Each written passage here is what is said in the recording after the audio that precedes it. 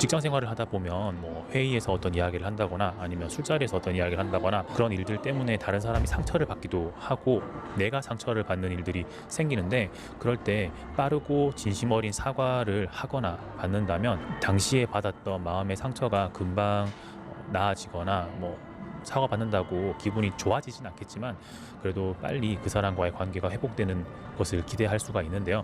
그래서 오늘은 사과에 대해서 말씀을 드려보려고 해요. 오늘은 1월 4일이고요.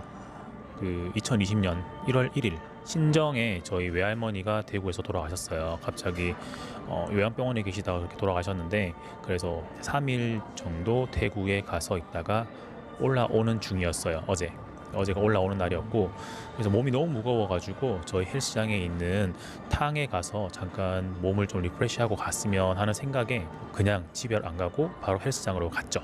근데 여기에서 문제가 있었던 게 뭐냐면, 어떤지 저와 맞는지 이런 것들을 보기 위해서 한 달만 끊었었고, 그 한 달이 이제 지난달 말이었거든요. 12월 말.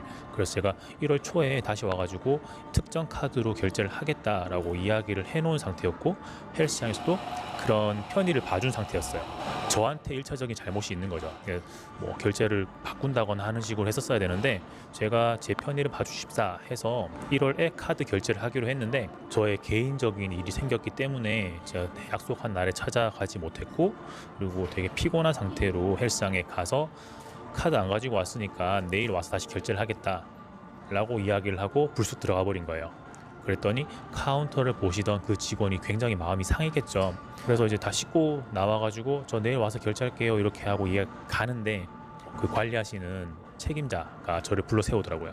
그래서 저한테 엄중하게 항의를 하셨어요. 손님의 이런 태도 때문에 우리 직원이 마음에 상처를 받았다. 그래서 다른 센터를 가시면 좋겠다 라고 해서 제가 아차 싶었거든요.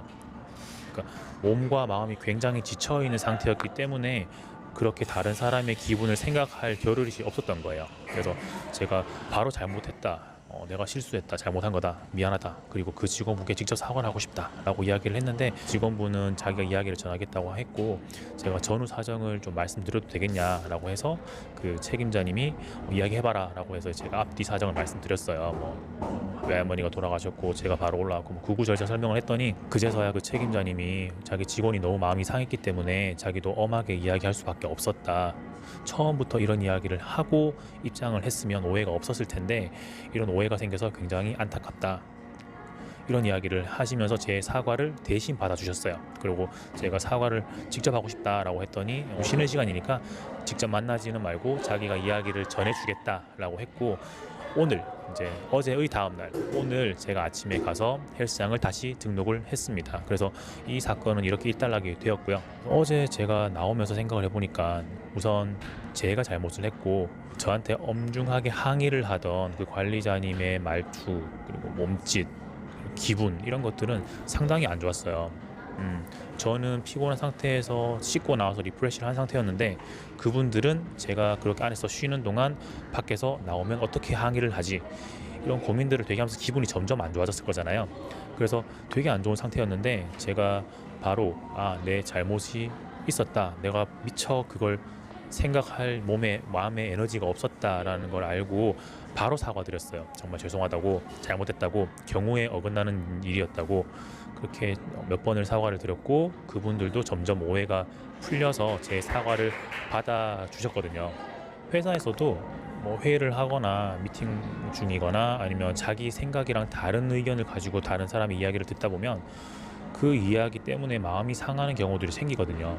그럴 때 그 이야기를 안 하면 내가 상대방의 마음을 상하게 했다라는 생각을 나도 못하고 상대방도 알 수 없는 경우가 많아요. 근데 이분들처럼 자기 기분이 상한 이유에 대해서 솔직히 이야기를 하면, 상식이 있고 예의가 있는 일반 사람이라면 거기에 대해서 사과를 해야겠다는 생각이 들겠죠. 어제 이 일이 있고 난 다음에 혼자 사과를 어떻게 해야 잘 할 수 있는가에 대해서도 한번 생각을 해봤어요. 이런 사과를 할 때는 상대방이 기분이 상한 부분에 대해서 내가 100% 공감한다, 자기 잘못인 경우에요. 오해가 있었다면 오해가 생길 법한 부분에 대해서 자세하게 설명을 다시 해야 될 거고요. 영화나 이런 데 보면 사소한 오해에 대해서 설명을 하려고 하는데 상대방이 듣지 않고 이렇게 자리를 박차고 일어나서 거기서부터 오해가 풀리지 않고 계속 꼬여가는 경우들이 있잖아요. 제가 그분께 사과를 드리기 전에 이렇게 양해를 구했어요. 제가 지금부터 설명을 좀 드리고 싶은데 제 말씀을 끝까지 들어주시겠습니까? 라고 말씀을 했고, 그분이 알겠다, 한번 이야기해봐라 라고 허락을 해주셨거든요. 그래서 제가 제 앞뒤 사정을 비교적 자세하게 설명을 해 드릴 수 있었어요. 그래서 사과를 할 때 1원칙은 상대방에게 내 이야기를 들어달라고 양해를 구하는 게 제일 우선인 것 같고, 그렇게 상대방이 양해를 해준다고 하면 상대방의 감정에 내가 공감한다, 내가 잘못한 게 맞다 라고 우선 인정을 하고 앞뒤 상황을 상세하게 설명을 해드리고 다시 한번 사과를 하는 게 상대방의 화를 풀어드리거나 아니면 적어도 오해를 풀 수 있는 좋은 방법이 아닐까라고 생각을 해봤습니다. 신년부터 너무 정신없는 일이 생겨가지고 경황이 없던 중에 저도 모르게 다른 사람에게 상처를 주는 행동과 말을 해버렸고, 그거에 대해서 사과를 하면서 느꼈던 점을 한번 말씀드려봤어요. 우리가 착하게 살려고 하지만 의도치 않게 다른 사람들한테 상처를 주는 경우들이 생기니까, 그런 경우에는 내가 잘못했다는 생각이 들면 빠르고 솔직하고 확실한 사과로 그런 오해가 점점 더 커지지 않도록 하는 게 좋겠습니다.